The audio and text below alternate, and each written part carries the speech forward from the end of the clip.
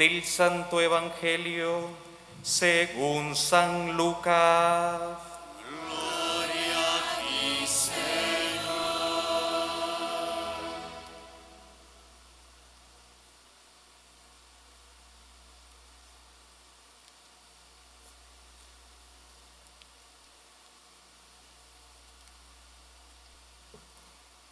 En aquel tiempo Jesús se hizo acompañar de Pedro, Santiago y Juan, y subió a un monte para hacer oración.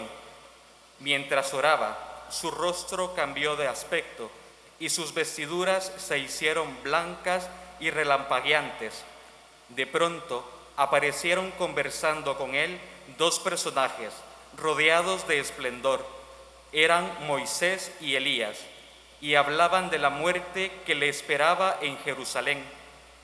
Pedro y sus compañeros estaban rendidos de sueño, pero despertándose vieron la gloria de Jesús y de los que estaban con él. Cuando estos se retiraban, Pedro le dijo a Jesús: Maestro, sería bueno que nos quedáramos aquí y que hiciéramos 3 chozas, una para ti, una para Moisés y otra para Elías, sin saber lo que decía. No había terminado de hablar cuando se formó una nube que los cubrió, y ellos, al verse envueltos por la nube, se llenaron de miedo. De la nube salió una voz que decía: Este es mi Hijo, mi escogido, escúchenlo. Cuando cesó la voz, se quedó Jesús solo. Los discípulos guardaron silencio y por entonces no dijeron nadie de nada de lo que habían visto. Palabra del Señor.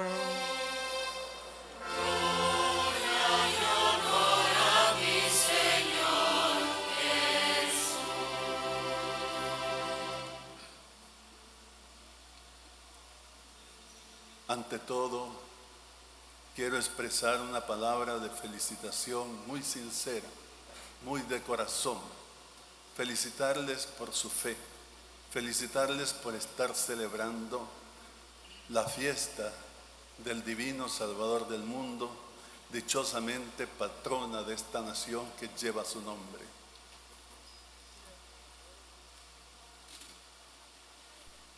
Es oportuno que en esta ocasión hagamos una mirada retrospectiva de nuestra historia.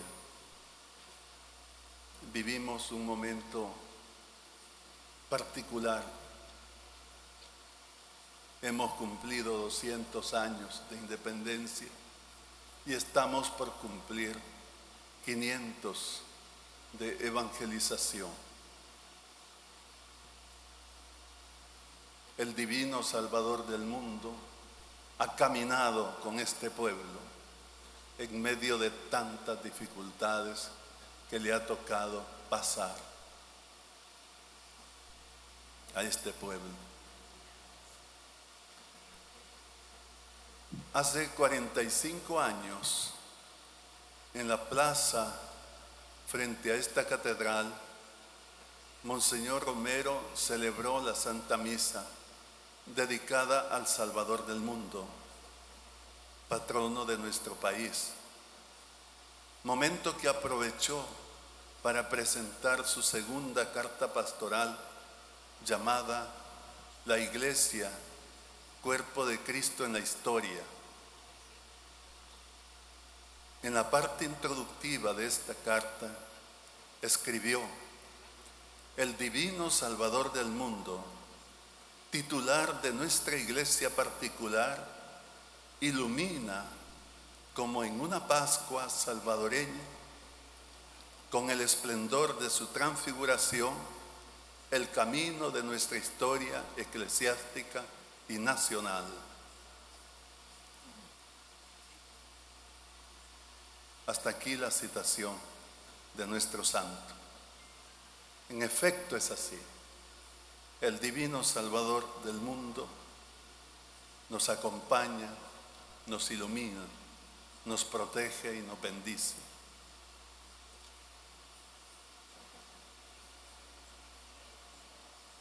hay que reconocer que el Divino Salvador, desde la fundación de esta ciudad, el 1 de abril de 1525,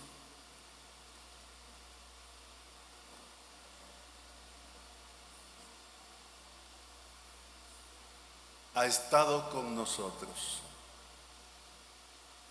y ha protegido a este pueblo, diríamos, con una opción preferencial por los pobres,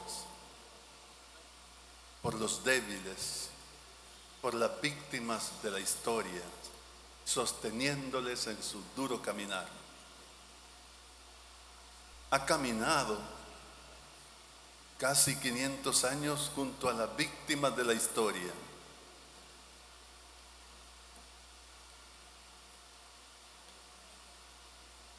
Es oportuno, pues, recordar a pasos agigantados el caminar de la Iglesia en la historia al lado de las víctimas, recordando el paso providente de Dios, Salvador del mundo, por nuestra tierra del Salvador. En el siglo XVI, desde la llegada de los conquistadores, estuvo marcado por la represión. Ese siglo estuvo marcado por la represión de los distintos levantamientos del pueblo nativo. Es famoso el de la batalla de Sinacantán, ubicada en Tamanique, La Libertad. Consiste en un peñón convertido en fortaleza, donde los nativos resistieron esforzadamente en una desesperada lucha por defender su libertad. Libertad inherente al ser humano, porque Dios la entregó como uno de sus más grandes dones en defensa de estos pueblos tan cruelmente sometidos. La Iglesia prontamente comenzó a poner en práctica las leyes nuevas, leyes obtenidas con la lucha de Fray Bartolomé de las Casas. Obviamente, las leyes provocaron cólera y grandes inconformidades en los encomenderos, quienes, observados por el obispo, el clero diocesano y las órdenes religiosas, protestaron ante el rey, no una, sino varias veces. Pero la Iglesia, en medio de calumnias, difamaciones, mentiras, desprecios y maltratos, continuó a favor de los pueblos impunemente reprimidos. Su acompañamiento hacía sensible en los nativos la presencia cercana y amorosa de Dios. En el siglo XIX, con la independencia, los gobiernos liberales, lejos de cumplir las promesas de libertad y trabajo bien remunerado que tanto hicieron a los pueblos nativos, mestizos y mulatos pobres, los agudizaron. Si antes los explotaban hasta matarlos de cansancio en las haciendas de añil y cacao y otros productos bajo sus gobiernos, los obligaron ahora a enlistarse en las filas del ejército para pelear guerras que no eran suyas, sino en defensa de intereses económicos y políticos de la oligarquía, con engaños a veces emparedados por leyes con sentido oscuro. les arrebataron sus pocas tierras, incrementaron los impuestos y quedaron más desamparados que antes de la independencia. En las áreas de salud, educación, vivienda, etc., obligando a los pueblos indígenas al famoso levantamiento de los nonoalcos en 1833, el cual fue ahogado en sangre, con lujo de barbarie y de manera impune. Fueron años cuando la Iglesia también sufrió persecución en manos de los caudillos liberales que hicieron creer a los pueblos nativos que la Iglesia era su enemiga. Pero el divino Salvador del mundo velaba por las tierras salvadoreñas. En 1842 escogió de entre el clero a su primer obispo, Monseñor Jorge Viteri Yungo, quien aconsejó se hicieran reformas en la Constitución para beneficiar a los gremios pobres y a las personas en los campos, y procuró la promoción y la defensa de los pobres. Pero el odio de los liberales se encendió. Lo acusaron de metido en política, ambicioso de poder, derrocador de gobierno, amante de intrigas políticas y muchas ofensas más, hasta llevarlo al exilio. Y la mano enemiga lo alcanzó hasta en su nueva diócesis, en el exilio, en la diócesis de León, Nicaragua.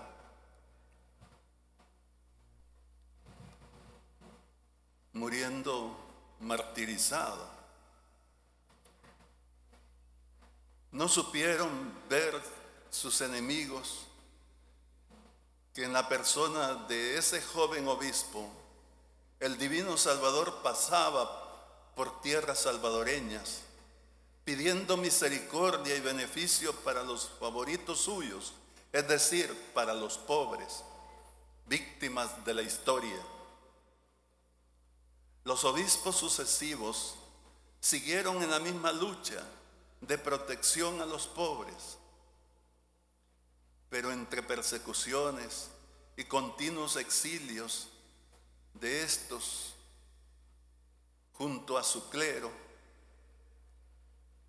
así el país llegó en 1932 a un nuevo levantamiento que quiso ensuciarse con el mote de comunista. En verdad, fue una gran masacre que intentó acabar con nuestros hermanos indígenas. Se pudo ver en esa ocasión a Monseñor Belloso visitando cárceles, pidiendo la liberación de los indígenas, y no contento publicó 2 cartas pastorales pidiendo la mejora de salarios agrícolas, así como el cese del accionar del usurero y de una economía que no permitía el desarrollo de los pobres. Es que el divino Salvador del mundo seguía velando por los pobres y pidiendo la transfiguración del país, muy en especial de quienes lo desangraban. Monseñor Luis Chávez y González luchó por el desarrollo de este país. Fundó las primeras cooperativas para los pobres. Fundó las escuelas parroquiales y escuelas radiofónicas, entre otros proyectos sociales que tanto ayudaron al pueblo. Esto le valió ser titulado de satánico. Pero no dejó el Salvador del mundo de acompañar al pueblo salvadoreño y suscitó hombres y mujeres capaces de ofrendar sus vidas por vivir el Evangelio con la radicalidad de Jesús. Entre ellos, el profeta y mártir Monseñor Romero, los beatos Padre Rutilio Grande y sus compañeros, don Manuel Solórzano, Nelson Rutilio, el beato Fray Cosme Espesoto, tanto como los demás sacerdotes mártires, las 4 misioneras y gran cantidad de laicos, entre ellos Juan Barahona y Lázaro Ventura, ambos de la diócesis de Santiago de María. Además, un buen número de confesores, entre los que recordamos a Monseñor Rivera Damas, a Monseñor Ricardo Orioste y a muchos más. Algunos todavía viven con nosotros. El país atravesó la crisis de alza de precios, como la del oro blanco, referido a los altos precios del azúcar y la canasta básica. El padre Rutilio Grande decía con tristeza: al pobre campesino no le dejan ni un conacaste, ni un puño de tierra para vivir y para que le entierren. Así denunciaba la injusticia. Como esta y muchas otras injusticias denunció el mártir y sus compañeros.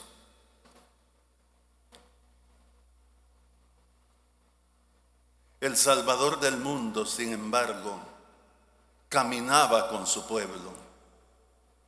En Monseñor Romero, en el padre Rutilio, en Fray Cosme, era Cristo otra vez matado.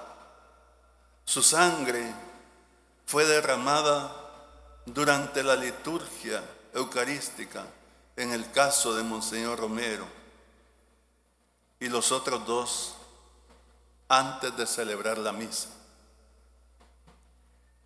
Sin embargo, hermanos, el Divino Salvador ha estado aquí, aunque parezca que no. La primera lectura tomada del libro de Daniel que hoy hemos escuchado, como explica el biblista Alonso Shekel, nos recuerda que aunque parezca que la injusticia, la violencia y la mentira triunfan, no es así. Son fuerzas transitorias. Los medos, los persas y otros imperios cayeron. El único reinado que dura para siempre es el reinado de Dios, a cuyo Hijo fue entregado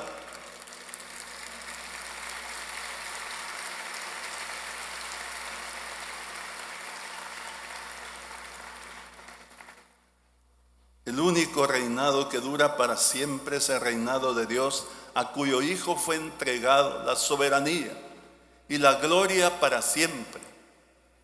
Hemos escuchado en la primera lectura: y todos los pueblos y naciones de todas las lenguas lo servirán. Su poder nunca se acabará, porque es un poder eterno, y su reino jamás será destruido. Daniel 7:10. Es por ello que todo proyecto humano debe estar fundamentado en Dios, pues solo en Él los proyectos humanos adquieren trascendencia y hacen el bien esperado. Cuando el tiempo hubo llegado, tuvo cumplimiento la promesa, en el Evangelio que se nos acaba de proclamar, los apóstoles Simón, Pedro, Santiago y Juan fueron testigos de cómo la cara de Jesús cambió de aspecto y sus vestiduras se hicieron blancas y relucientes en su transfiguración. San Lucas 9:29. El evangelista anota que los apóstoles estaban soñolientos, pero agrega que despertándose vieron la gloria de Jesús y a los que con él estaban. Lucas 9:32. Es decir, Moisés y Elías, ambos simbolizan la ley y los profetas que aprueban la misión del Señor. Su emoción era tan grande que no querían bajar del monte, sino hasta hacer 3 chozas y acomodarse en el lugar. Lucas 9:33.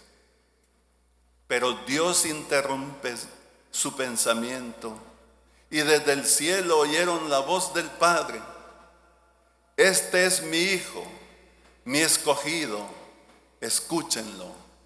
Lucas 9:35. En la segunda lectura de la misa, Simón Pedro da testimonio de lo que ese día vieron para que nadie crea que es una fábula. Primera de Pedro 1:16.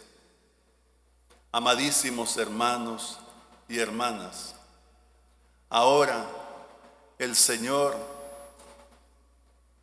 nos pide caminar a su lado en este momento de la historia que nos corresponde vivir.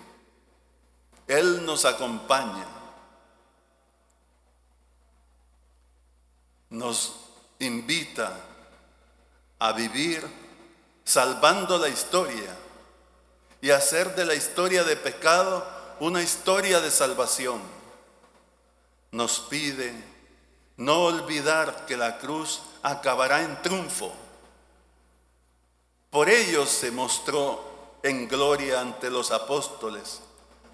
Aquellos que trabajen por el Señor sufrirán la cruz, pero resucitarán con Él y con Él serán glorificados. Amadísimos, también a nosotros Dios hoy nos ha dejado oír su voz diciéndonos: escúchenlo. Lucas 9:35 nos manda que escuchemos al Señor, al divino Salvador del mundo. Preguntémonos, pues, ¿qué nos dice el divino Salvador del mundo en este momento crucial de nuestra historia? ¿Cuál será su voluntad? Sin duda, querrá que transfiguremos nuestro país de acuerdo con su reino, que es un reino de justicia, de verdad y de paz. Seguramente nos dirá hoy el divino Salvador que es necesario que trabajemos todos por la transfiguración de esta nación que lleva su nombre, que no puede seguir desangrándose en la espiral de violencia que ha sufrido a lo largo de su historia. Y es necesario precisar que dicha violencia siempre la ha sufrido el segmento pobre del pueblo.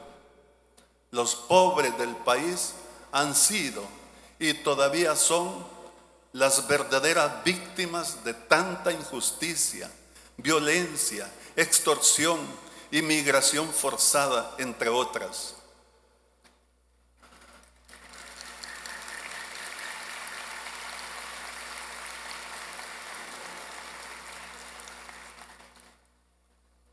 Y eso ya no se puede admitir.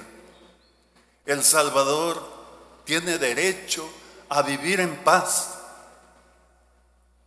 Es también importante que los inocentes no sean incriminados.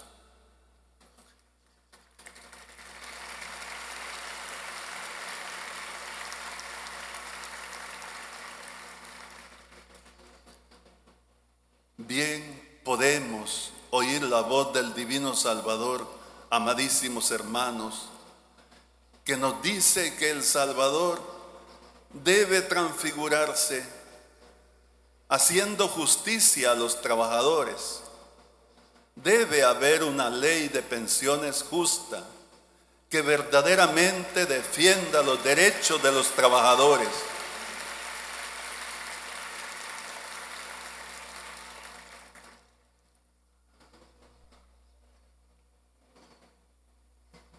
Una ley de pensiones justas que verdaderamente defienda los derechos de los trabajadores, que garantice que el dinero de los trabajadores sea para ellos y no para favorecer a terceros, ya sea las administradoras o el gobierno mismo.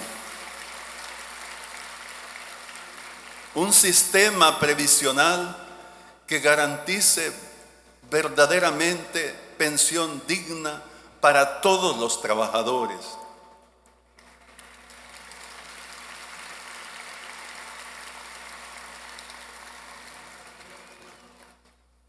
Sin duda, el divino Salvador del mundo nos pedirá hoy que transfiguremos nuestro país, protegiendo el agua, que se impida la contaminación de la mina del Cerro Blanco en Asunción Mita, Guatemala.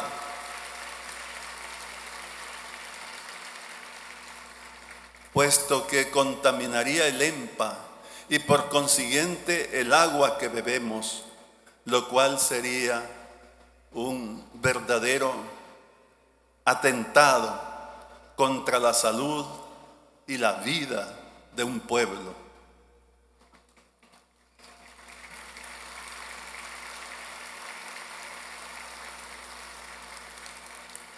También el divino Salvador nos mandará sin duda que salvemos el importante reservorio hídrico del Valle del Ángel en beneficio de tantas familias pobres.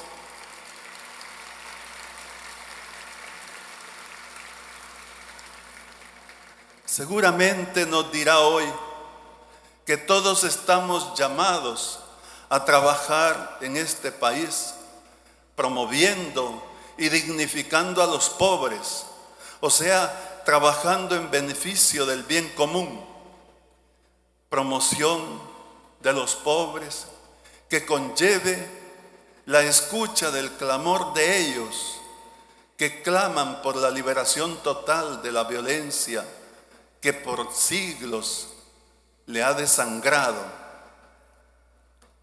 Que juntos construyamos un El Salvador donde haya seguridad para todos, agua potable y de saneamiento para todos.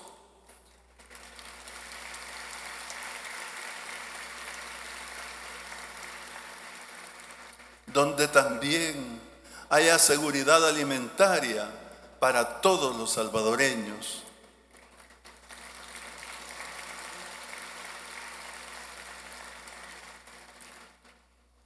Nos dirá que es necesario un sistema tributario justo en el que los impuestos los paguen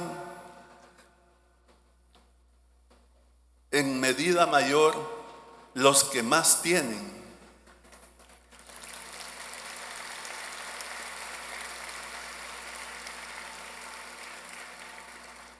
En beneficio de los que menos tienen, y no al contrario, como se ha hecho hasta hoy.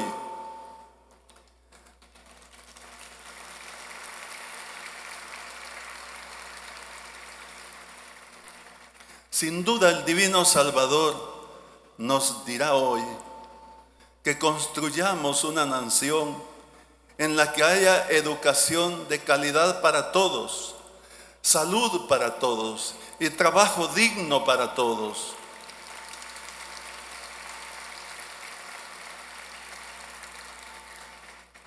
Un país para todos los salvadoreños, porque todos somos hermanos, igualmente hijos de Dios. Pedimos por intercesión de María, Reina de la Paz, y de nuestros mártires, divino Salvador del mundo, sálvanos. Amén.